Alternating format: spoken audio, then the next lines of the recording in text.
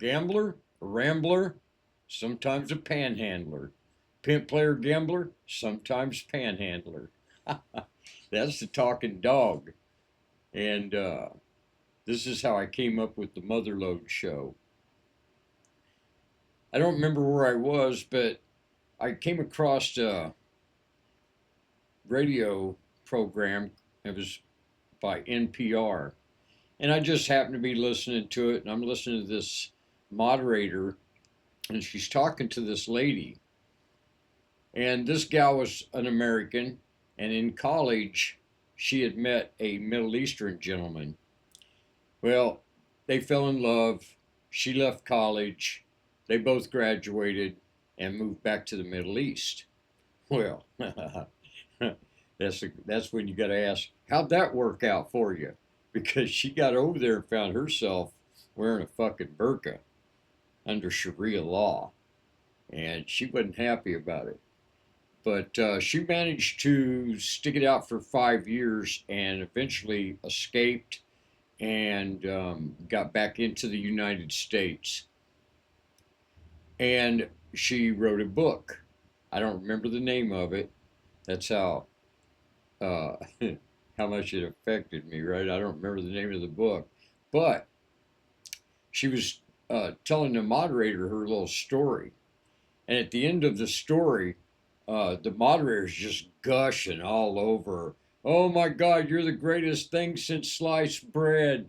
You're a wonderful human being, and what trials and tribulations that must have been to spend that 5 years over there wearing a burqa. And at some point, she was gushing so bad it was kind of cringeworthy for me. I'm like kind of like going a little over the top, man, with all of your braggadocious, ego boosting, salacious praise. It was just about make you want to throw up. And I was sitting there going, for that, that's it, that's the story.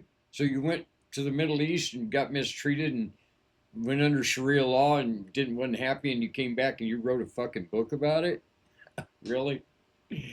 And then the interviewer made it even worse because at the end of her little thing about how great this girl was for writing this book, she says, that was just a little treasure trove of experience that warrants writing a book.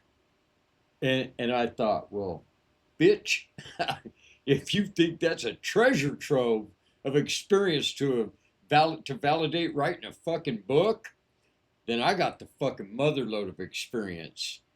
I got the fucking mother load of stories, and that's where I got for the second part of the book. So I just kind of put that in my back pocket for a little while, and I don't know. Sometime later, trucking is a perfection oriented business. It's absolute zero tolerance for anything outside perfection. Absolute. People misunderstand trucking. It's not a bunch of stupid old farts uh, scratching their balls wearing overalls and shit out there. No, you got to be really, really on it all the time. There's no, you can't do anything that would warrant interaction with DOT or law enforcement with the words, I didn't think, I didn't know, it was an accident, I didn't see it. There's no excuse for anything. Speeding, wrecking, being overweight, none of that shit. There's never an excuse. There's never, ever an excuse. Our safety director at Prime Incorporated used to say there's no such thing as a non preventable accident. They're all preventable. Although I kind of proved him wrong, it took me 8 months. I put my semi in a about 8 foot of water in a monsoon down in Dallas, Texas. And I lobbied my case to him for over 8 months. And eventually he overturned my preventable accident and turned it into a non preventable accident because of the research I had done. But I digress. So I had a fleet manager, and his name was Roland Kendall. We just called him Raleigh. We called him, I'd put a graphic on my semi that said, Raleigh's Frozen Chosen because we were refrigerated and we hauled a lot of ice cream stuff like that. So we said we were Raleigh's Frozen Chosen, and he was a 11 Bravo, bush beating, bullet stomping, stopping, not stomping, built bullet stopping grunt, special forces man, fought in Afghanistan, all over the Middle East, right? And but he was a super intelligent guy, and in college he had been the editor of his college newspaper. And in my very early days of writing, after my father passed away, before he passed away, he had asked my sister to take his debit card or his credit card, bank card, whatever it was, and buy me a laptop. And they did too, about $3,000 laptop at the time. And this was 2009, and had told me that he made me promise that I would write our story. And I started learning to write on that laptop. And in the early days, Raleigh was reading over some of my stuff, and he made one suggestion when I was telling my story. He said, "Well, who was Jack?"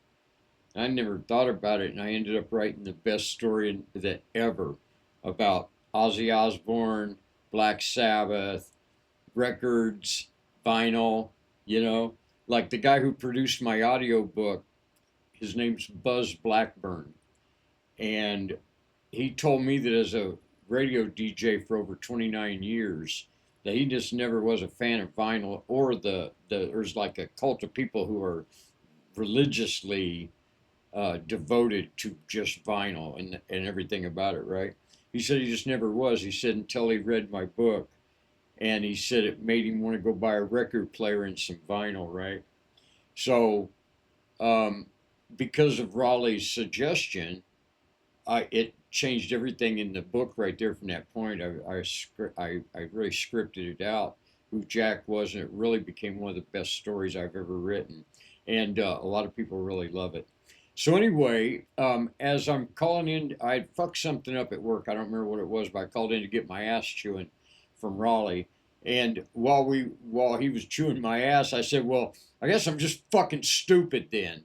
And Raleigh says, "No, you're not." Raleigh was always really cool. If you fuck something up, you know what he'd say to you? He'd say, "You know what that proves, right?" And we'd go, "No, what?" And he'd say, "That you're human." He was a pretty cool cat. So anyway, when I told him I must just be fucking stupid, he says, "No, you're not. I've read your stuff. I know you're far from stupid, man." And I says, "Yeah, well, what if you came home and your dog started talking to you, going, 'Hey, where you been? I've been waiting to talk to you all day long.' You'd about shit yourself, wouldn't you? Because that would be a special talent. So just because you've got a special talent, though, don't mean you're smart. Like you go to leave the next day and you back over your dog who's laying in the driveway, licking his nuts in the sun. He's still a dog. He may be able to talk, but he's still a dog." So there you go. Talking dog and the mother lode. And I absolutely have the mother lode of stories. I kid you not.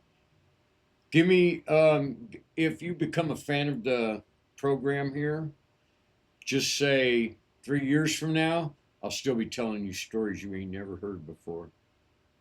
I kid you not. I've got, it, I used to play a game with people. You name a person, place, or thing, and I can tell you a story about it. I can tell you a story about Shickshinny, Pennsylvania. Huh? What do you think of that? When you got a story for Shickshinny, Pennsylvania, you've been around, man. I know how many pancakes it takes to cover a doghouse. I know where the white goes when the snow melts. We have the answers here at Talking Dog and the Mother Lode. Because I always say, you don't know what you don't know till you know what you didn't know. And when you know what you didn't know, then you know shit. And that's it, man. That's where I got the name for the book. I hope you enjoyed it. And remember, if you're going to borrow money from people, I made a statement, something about never taking anything from anybody. You know, I shouldn't speak in absolutes. I know better than that. So I wanted to moderate that too. You have to. I had a buddy of mine, my very best friend, who was supposed to have called me today, by the way, Big John. Um, that just sent me $50 out of nowhere, and man, I really didn't want to take it, but I really needed it. Now that those are cool things to do, but when you're in a position where someone can cause you any kind of harm at all, like especially like in prison, you never accept anything. You just do without because you might have to give up your ring. So anyway, I wanted to kind of correct that and say if you could borrow money, borrow big, pay back promptly. And if you watch your pennies, the dollars will take care of themselves. That's today's financial advice from Talking Dog. Peace out, man.